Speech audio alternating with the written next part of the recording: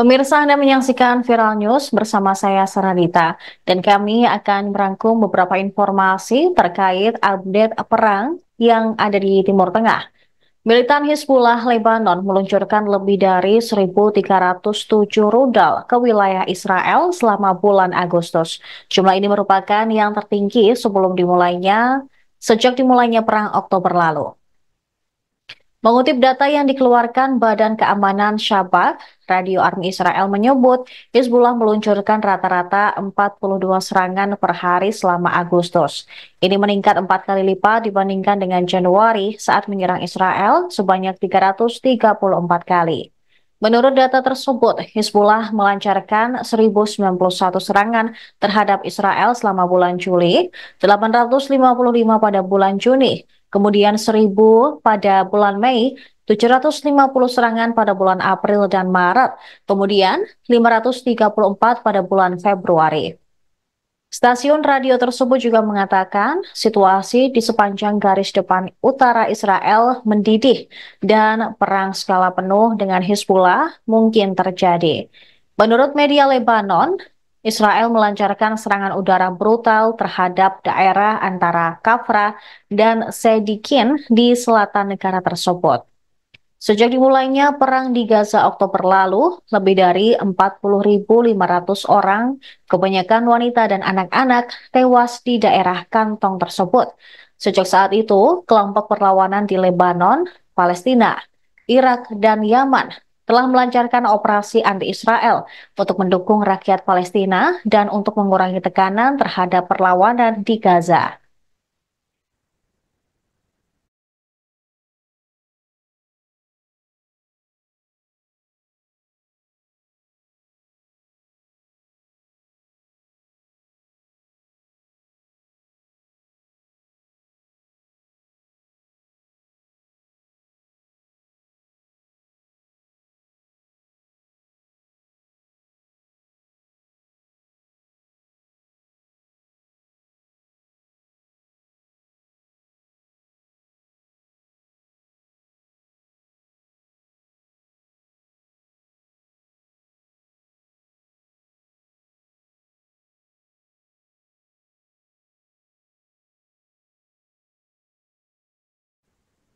Tentara Israel pada Kamis pagi 5 September melancarkan serangan udara intensif terhadap Kafra, Lebanon Selatan yang menewaskan saudara laki-laki seorang anggota penting Hizbullah.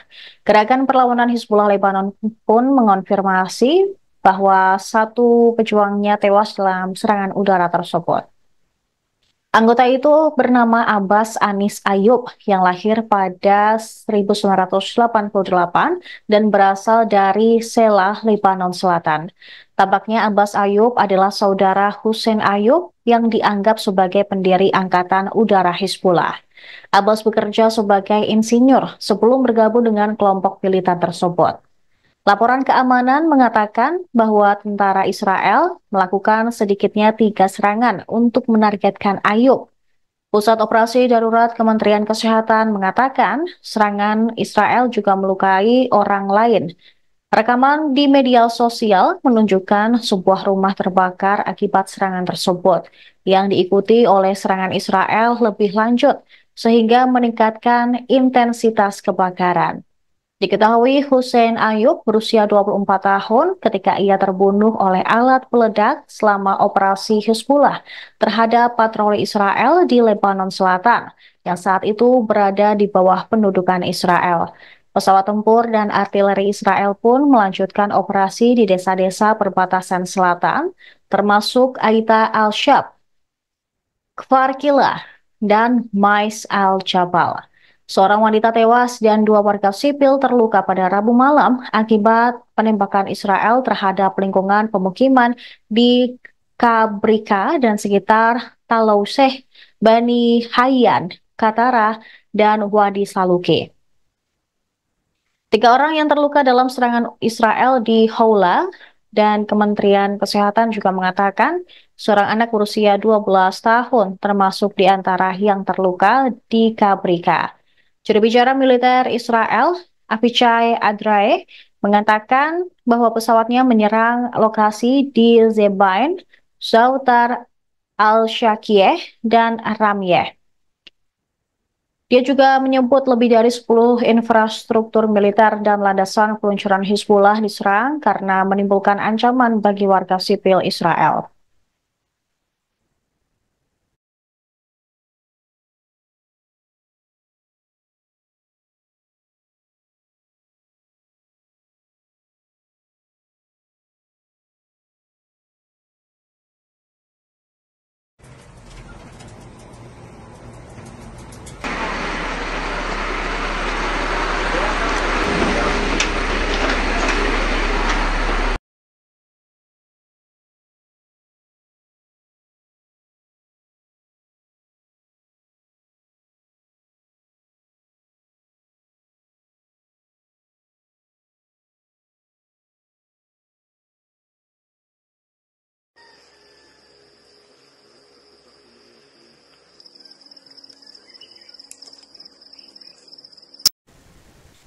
Pada Jumat 6 September dini hari, tentara pendudukan Israel mundur dari kota Jenin dan kampnya di tepi barat. Penarikan mundur tersebut sekaligus menandai berakhirnya periode pertempuran terpanjang di sepanjang berlangsung di wilayah tersebut sejak operasi perisai pertahanan pada tahun 2002. Meskipun pengumuman penarikan pasukan oleh Radio Angkatan Darat Israel, dipastikan kalau agresi IDF belum berakhir. Ada potensi kalau pasukan pendudukan Israel dapat kembali ke Jenin dan daerah lain di tepi barat setelah beberapa waktu pasca agresi besar-besaran ini. Selain itu, kantor berita Palestina Wafa melaporkan meningkatnya kekhawatiran bahwa pasukan pendudukan IDF berpeluang kembali untuk melancarkan serangan lebih lanjut di kota dan kampnya setelah mendirikan pos pemeriksaan militer di sekitar daerah tersebut. Setelah penarikan pasukan Israel, pemerintah kota Jenin pun mulai mengambil langkah-langkah untuk melaksanakan upaya rekonstruksi seperti yang diumumkan oleh wali kotanya. Hal ini terjadi di tengah kerusakan yang signifikan dengan sekitar 70% jalan kota terkena dampak selama 10 hari terakhir agresi yang intens dan terus-menerus. Agresi tersebut mengakibatkan 22 warga Palestina menjadi korban meninggal. Hanya di Jenin, termasuk orang tua dan anak-anak.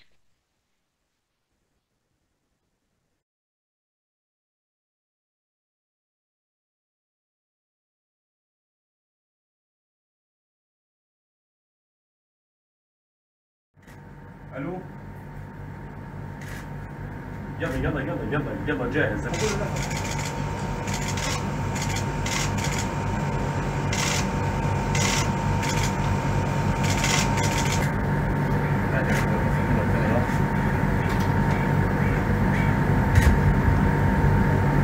الشرقية لمخيم جنين.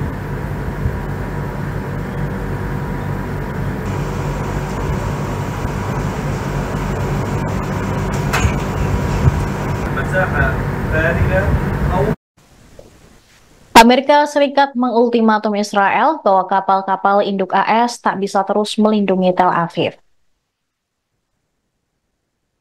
Laporan dilansir Channel 13 pada Jumat 6 September di tengah kekhawatiran yang terus berlanjut akan meluasnya perang antara Israel dan Hizbullah Lebanon.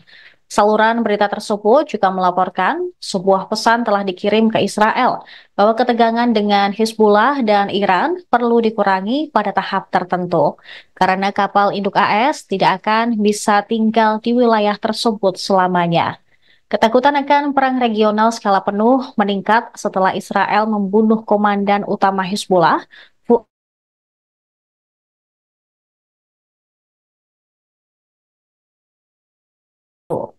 Hizbullah membalas pembunuhan tersebut sebagian dengan meluncurkan serangan rudal dan pesawat tak berawak skala biasa terhadap Israel.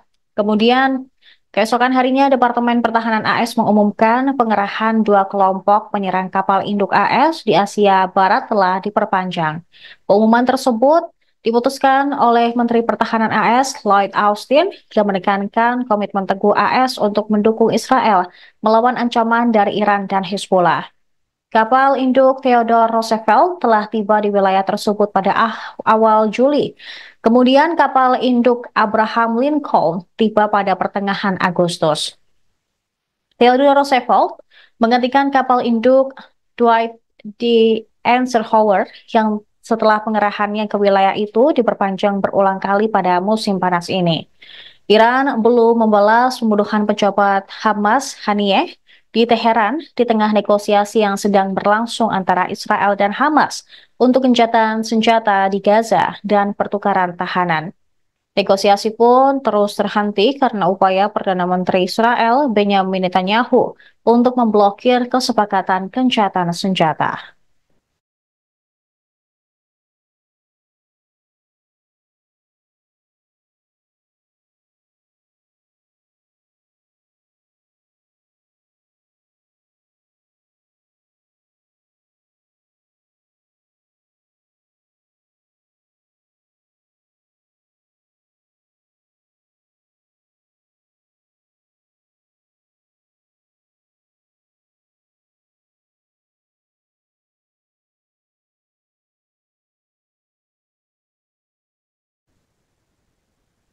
Informasi tadi sekaligus menutup perjumpaan kita pada malam hari ini. Saya Saradita beserta kru yang bertugas pamit undur diri. Terima kasih atas kebersamaan Anda. Sampai jumpa. Download Tribun X sekarang.